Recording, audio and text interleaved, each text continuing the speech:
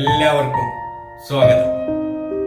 മാധവിക്കുട്ടി, കമലാദാസ് എന്നീ തൂലികാനാമങ്ങളിൽ എഴുതിയിരുന്ന കമലാ സുരയ്യ മലയാളി വായനക്കാരുടെ മനസ്സിൽ നെയ്പായസത്തിന്റെ രുചി പകർന്ന എഴുത്തുകാരിയായിരുന്നു.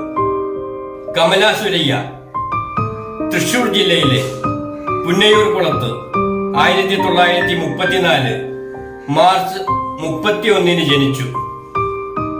2009 മെയ് 31 അന്തരിച്ചു. പിതാവ് മാതൃഭൂമി ദിനപത്രത്തിന്റെ മാനേജിംഗ് എഡിറ്ററായിരുന്ന PM നായർ.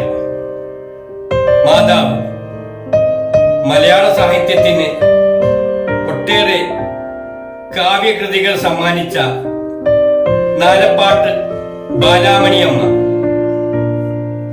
ജീവിത പങ്കാളി മാധവദാസ്.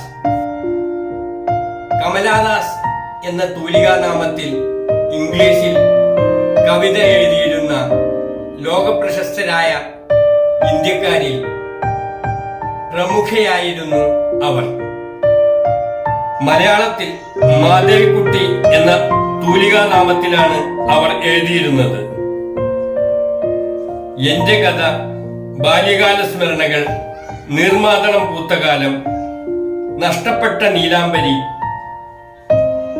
കടൽ മയൂരം, ചുവന്ന പാവാട, പക്ഷിയുടെ മണം, തണുപ്പ്, മാനസി, ചന്ദനമരങ്ങൾ തുടങ്ങി നിരവധി കൃതികൾ അവരെഴുതി.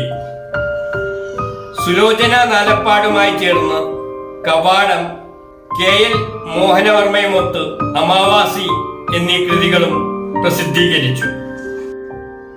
1984 സാഹിത്യത്തിനുള്ള നോബൽ സമ്മാനത്തിന്റെ നാമനിർദ്ദേശ പട്ടികയിൽ ഉൾപ്പെട്ടിരുന്ന അവർക്ക് വയലാർ അവാർഡ്, എഴുത്തച്ഛൻ പുരസ്കാരം, Asian world prize, Asian poetry prize, Sahitya Akademi award, Asan world prize തുടങ്ങിയ നിരവധി ബഹുമതികൾ ലഭിച്ചിരുന്നു.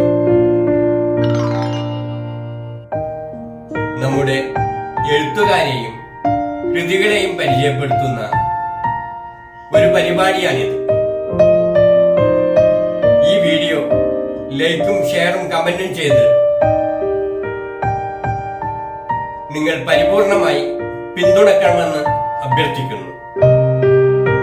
ഈ ചാനൽ നിങ്ങൾ ഇതുവരെ സബ്സ്ക്രൈബ് ചെയ്തില്ലെങ്കിൽ ഇപ്പോൾ തന്നെ ചെയ്യുമല്ലോ. എല്ലാവർക്കും നന്ദി.